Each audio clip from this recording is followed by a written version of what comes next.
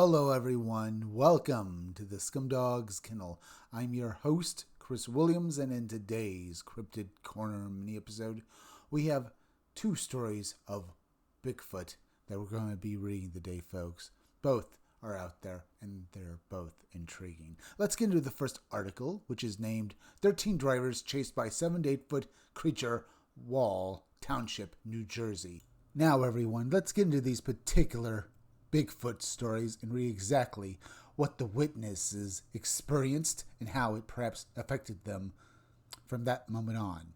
A researcher contacted me regarding a disturbing series of alleged nighttime encounters on a wooded road in Wall Township, New Jersey. According to the information he received, 13 motorists may have encountered the same enormous animal-like figure reportedly capable of chasing vehicles at extraordinary speed.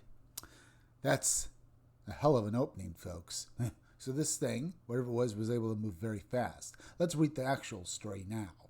The initial contact. Mr. Strickler, Greens. I have some information about a possible cryptid in Wall Township, New Jersey. I am currently in the process of verifying 13 witnesses and their witness accounts involving people who claimed they were chased in their cars at night by a 7 to 8 foot something. The incidents reportedly occurred on a particular road on various occasions.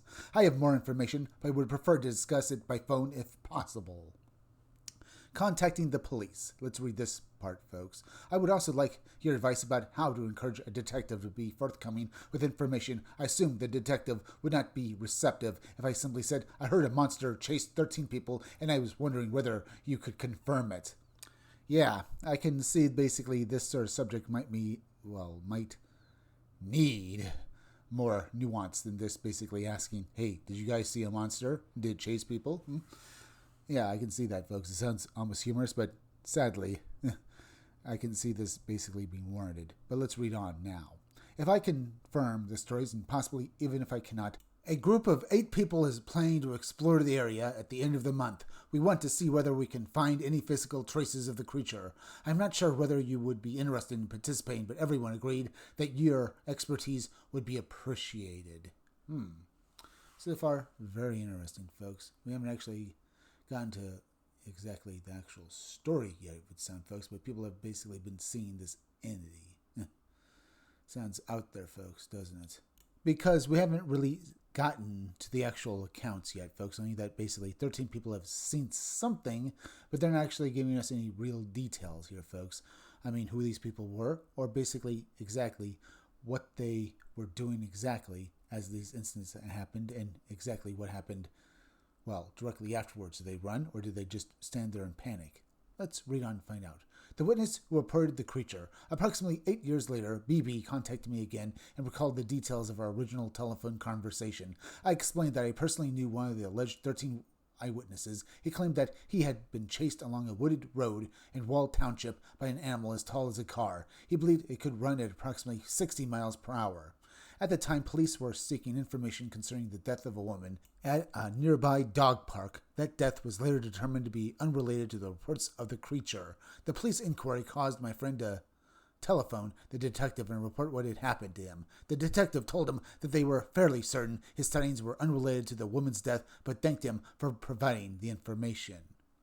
Because maybe this information would basically, do something for the case that they were investigating, folks. Either way, we have a woman's death here being, I guess, not directly connected to this entity's sightings, but that this crime took place in the same general area as the sightings is concerning, folks. Do you think the entity was behind it? I have my doubts, but the fact that it happened in the same area is just strange, folks. But let's once more read on. 12 similar reports. My friend apologized to the detective and said that he was sorry if he sounded crazy. The detective reportedly told him that he did not sound crazy because 12 other people had reported the same thing that night.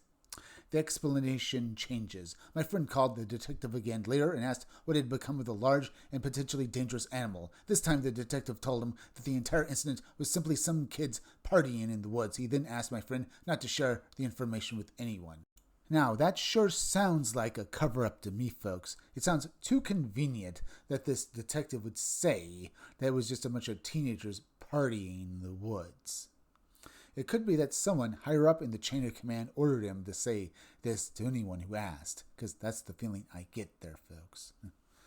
because it sounds too convenient. But then again, there's also the possibility it's true. But now, folks, let's continue with the story. Our previous discussion, you told me that the description sounded like it could have been a Bigfoot or another large cryptid. You also believed that the police might have been attempting to suppress or minimize the situation. You suggested that speaking directly to the police would probably not produce any useful information. You said it might simply alert them that someone was independently investigating the reports, so I decided not to contact them. You also gave me several practical safety recommendations for entering the area and searching for evidence. Well, that does sound interesting, folks. And at least this guy, our, witness here, went back to investigate and basically took, any, ideas from basically anyone who basically, does delve into weird, investigations. He decided to follow those suggestions, folks, and help him with his own evaluation of the area and basically try to get some information and real facts out of it. Once more, let's finish off this article before we discuss any further. The investigation. We never reconnected after our group entered the woods. I would be happy to tell you what we found, although that discussion might be better conducted on the air. Either way, something happened, folks. Something that our witness saw, and, it sounds like it was Bigfoot, as I said, folks, this large, hairy animal. But it was able to chase people who were basically apparently in vehicles when they were driving away, folks. So it sounds like it could basically be far faster than any man. Certainly faster than even basically a pro athlete, folks. And I would imagine that anyone would be terrified out of their minds if some large hairy entity around 8 feet tall was rushing at you far faster than most people could even possibly hope to run, folks. Yeah, it sounds like the kind of situation that most people would probably just, if it happened to them, they might shut down in sheer terror of what they were witnessing, folks. Just shut down like basically they were, literally impaired physically and stuff like that. But now, folks, let's move on to the next Bigfoot story we have for us today to read through. Tennessee widow confronts a white-gray Cherokee devil on a remote homestead.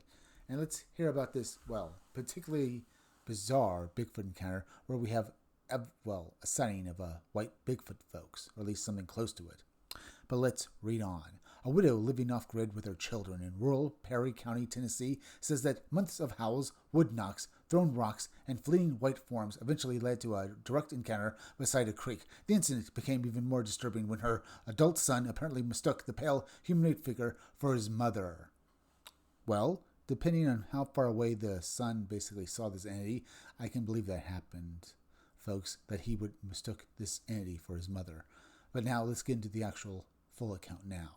Strange activity around the homestead. I moved to Linden, Tennessee in Perry County about a year ago with my children. I am a widow who was simply trying to live off-grid on a homestead. We would hear howls, knocks, and other strange sounds, but we did not think much of them at first. The local people refused to come to our little homestead. Eventually we found someone willing to deliver hay, but he would only come during daylight hours. Occasionally we would see a white blur or have a heavy rock land near us, but nothing serious ever happened. A new neighbor eventually moved onto the property, about 20 acres away from us. Horrendous things began happening there. They found dead animals and discovered damage to their property. They came to us and asked us to investigate. It could be that basically with these people moving into this, home, it's somehow, angered or basically, I guess, spooked these entities, folks. But I don't know, folks. Asking the neighbors to investigate it, why not ask, a private detective after hiring them to do it, or ask the police? That sounds more logical to me. But now, folks, let's read on. The local warning. My son later mentioned the strange activity to a local man he works with. The man turned, looked him directly in the eyes, and said, "It's the Cherokee devil." I had to look that name up. We still tried to dismiss the idea until spring arrived. Now, I've read about other stories in which basically, presumably, a Native American man, basically after being asked about what this activity was, mentioned basically an entity from their folklore. Now, I don't think this is the same story, but it sounds damn close to it, folks, with this presumably other Native American man basically giving an idea what this entity could be. Either way, Cherokee devil, calling it that is just as good as basically calling it Bigfoot, folks, because you need actual real proof to prove any of it. So maybe the Cherokee Devil is just another name for Bigfoot in Native American lore, though there are probably other legends associated with this particular entity that separates it from Bigfoot. But now, folks, let's once again get back and read more of this story. The creek encounter. We were walking along the creek on our property and decided to separate so we could find the spring that feeds it. My 22-year-old son suddenly began waving and calling out, "Hey, wait up for me." I looked at him and realized that he was not facing me. I turned toward the direction he was looking and saw what appeared to be a whitish-gray Bigfoot. The creature turned and began moving toward my son. I yelled, "Hey, I'm over here. That's not me." Now, this guy, the son here, mistook this entity for Bigfoot. Could it be that basically he did, basically really did see his mother there, folks?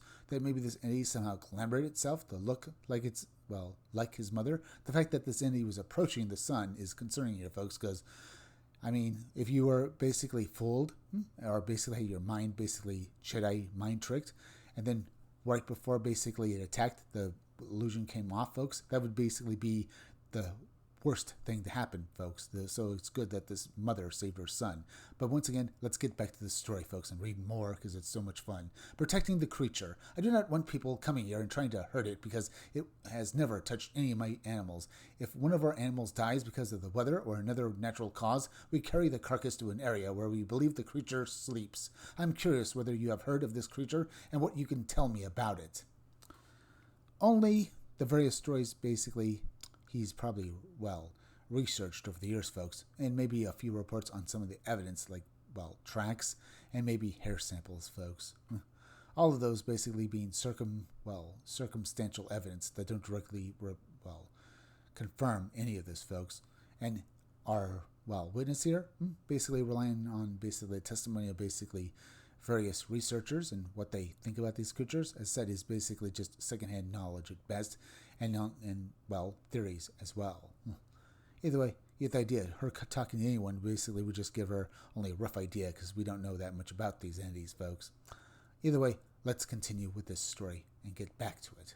The witness later provided an update after receiving information about the Cherokee legend Sol Kalu. It is crazy. I read the link and information you forwarded to me. I have spoken with local Cherokee people here, and they seemed surprised that it has left me alone. The gravel haulers have what they call a churn pit. Apparently, this devil has destroyed some of their equipment and damaged dump trucks so badly that several had to be replaced. They have placed traps and installed security, but they have not caught it yet. I hope they do not. I noticed that the activity only starts when they began dynamiting the ridge. Sorry, but I am rooting for the Cherokee Devil. Because perhaps this entity, folks, whether it be some mythological entity or an actual unknown, biped, probably deserves to basically be left alone. Either way, all we can say, folks, with that little update on the story, folks, is that, man is, intruding on basically these entities, living spaces. Let's just say that, folks. And perhaps one day this will lead to basically a revelation that these entities actually exist. But that depends on how and what these things really are. Are they animals? Are they something else? Or maybe several something else's? Have you ever thought that the reason why we've never been able to prove the existence of Bigfoot or Loch Ness Monster, folks, or other cryptids, is perhaps there are several forces preventing us to do so. One, the government, because maybe these, entities jeopardize their worldview. Because if it is proven that these creatures exist, then it basically changes everything. I mean, if you look at Bigfoot, folks, he's probably, most people would think it proves evolution is real because he's obviously the missing link. But what if it proves that maybe we're not from Earth, folks, or that there are far stranger things going on? And what about whatever force is actually protecting it and other cryptids? Is it the government, or is it possible that maybe we're not alone on this planet, folks, and not just cryptids, animals and stuff like that, but perhaps there's a race or several races, maybe even alien, protecting these entities from basically the general public. Either way, folks, we're at the end now, so please go subscribe to my YouTube channel, Read Comics That Are Bad For You. You can use the YouTube link down below in the descriptions of the chat to go subscribe me. Hit that like button for me, make sure you're still subscribed, leave some comments down below, hit that bell for notifications, make sure to hit the part of the bell that give you all future notifications, and please share this video out. I'm Chris Williams from the Scumdogs Kennel. Thank you all for joining me. I'll be back again tomorrow with another great video, so be sure to come back again then. Until next time, folks, I'll see you all again soon.